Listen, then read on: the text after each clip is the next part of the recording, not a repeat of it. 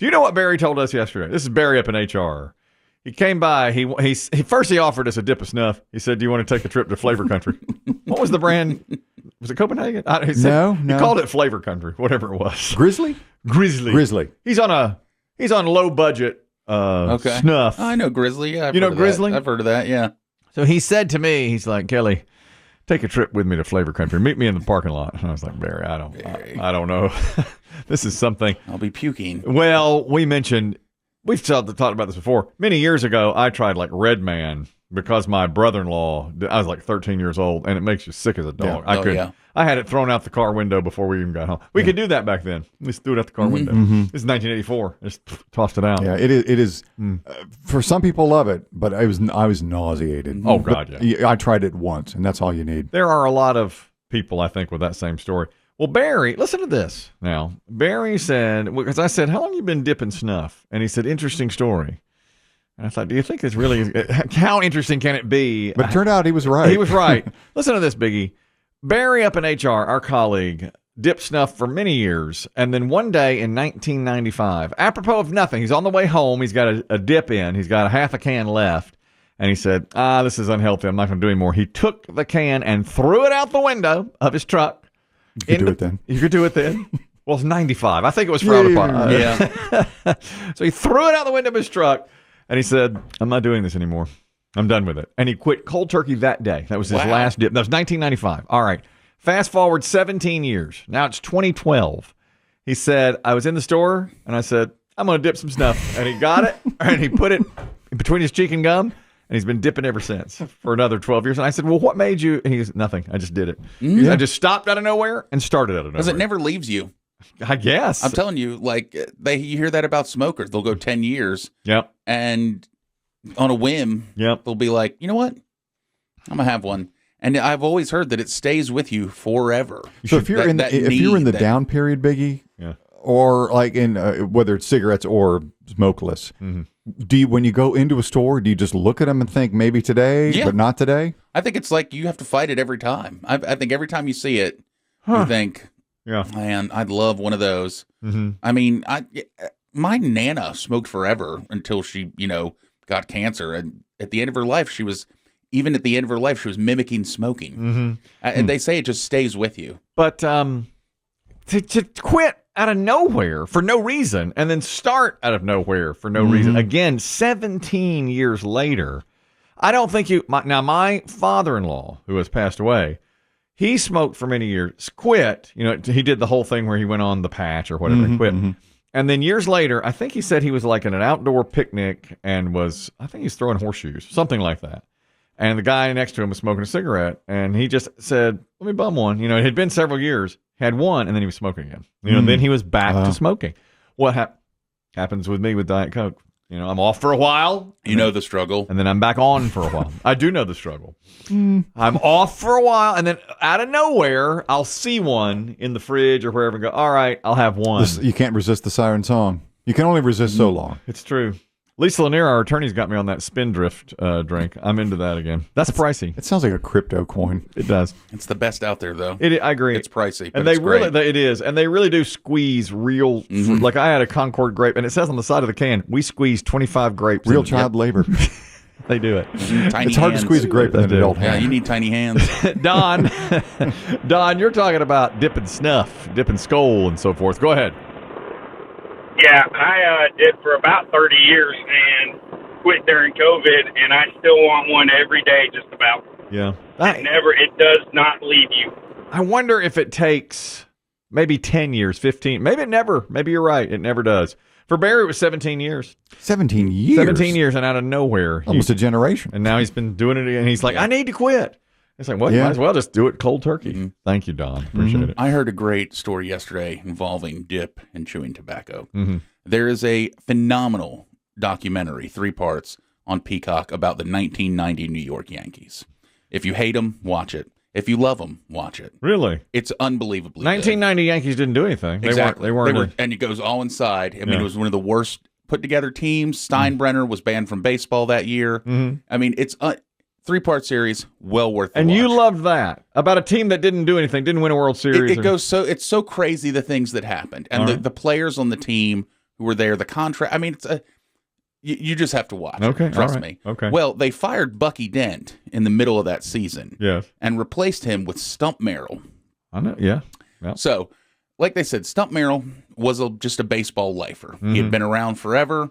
All he knew was baseball. They called him Stump because he was so short. Right. Well, and one of his you could first... do that then. You could do that. Yeah. Really good. That's true.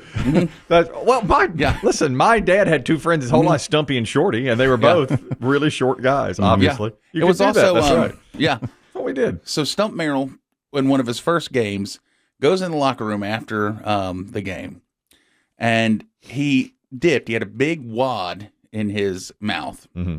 So he takes that out, they said, just throws it on the clubhouse floor, you know. Then he peels off his sweaty sock, wrings his sock out, takes the sock, and then starts rubbing his teeth to get the chewing tobacco out of his teeth. Stump. And they said that you're watching just flecks fall out of his mouth. Oh, my They God. said everybody in the clubhouse, all the players, everyone is just staring at him. Like, what? What are you The doing? hell is going on? Stump? Yeah. What are you doing? I'm telling you, it's. I never knew the story of this, but it has interviews with all the players from the team. Yeah. Even Mel Hall, who's now in jail for 40 years. Yeah. Oh, yeah. Really? I mean, yes. I remember that name, Mel Hall. You have to watch. Yeah. He had a 16-year-old girlfriend at the time. It You goes could in, do that then. Yeah. No, actually, you couldn't. No, even No, then. you couldn't. Well, he went to jail for that. for pedophilia later on. Yeah. But remember, we just talked about Jerry Seinfeld had a 17-year-old girlfriend. Yeah. And Jimmy Page is legendary. He had like a 14-year-old Yeah. they interviewed the girlfriend. In fact, at one point he was living in Trump Tower. It was right as Donald Trump was getting divorced from Ivanka. And Trump had to move down a few floors. He kept she got the penthouse. So they were living on the same floor as Donald Trump, and he and Mel Hall actually kind of became friends. And she is interviewed and tells the story that she Donald would always ask her, "Are you okay?" Like, you know, everything, because he could tell that she was younger. Right.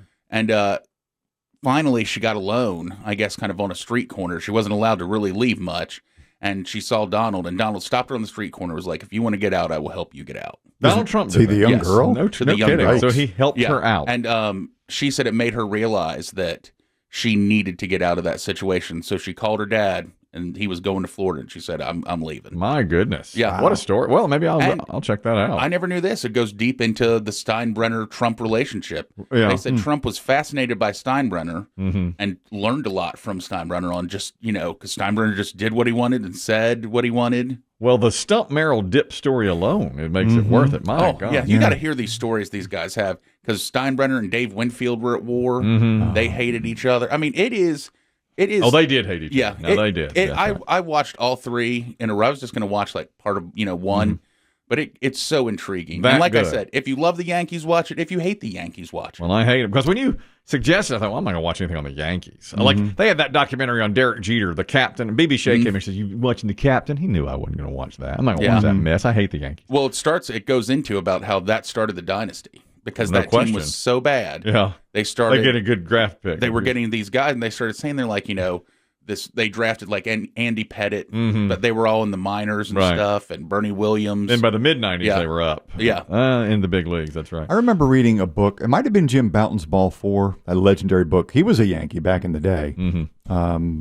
And he was a good pitcher for a time, but his book was fantastic, Ball 4. And I think I remember some of the guys back when he was playing would take a wad of chewing tobacco. And then I think they would chew gum and then wrap gum around it. They called it gumbacco. Did which they really? I never heard of. And they kept it in their mouth and chewed on Yeah, I gum guess tobacco. they kept, like you blow a bubble. Yeah, and it with had the gum, and it would have the and then wrap flecks the in bubble around the tobacco it. wad. Jeez, and called it gumbacco. Well, I've never heard anyone else mention that. Maybe Barry could wean himself off by putting some gum, double bubble in? Yeah, some flavored up. I saw some stats. We were talking yesterday about marijuana. Well, how do we get on that? Oh, it was about how many people were cheating on drug tests now. The number is up 633% in the last 5 years. That's a big number, okay? And Biggie's hypothesis was right on. It's because many more states now have legalized marijuana, but workplaces won't let you do it, so you have to pass a drug test. Well, more people are doing marijuana, gummies, edibles, smoking, whatever. So they're having to cheat on these tests. I saw the stats on smoking cigarettes and how many people smoked through the years. In 1965, 42% of Americans smoked cigarettes. So almost half smoked cigarettes. Then by 1979, it was down to 33%. But that's still 1 in 3 smoked cigarettes.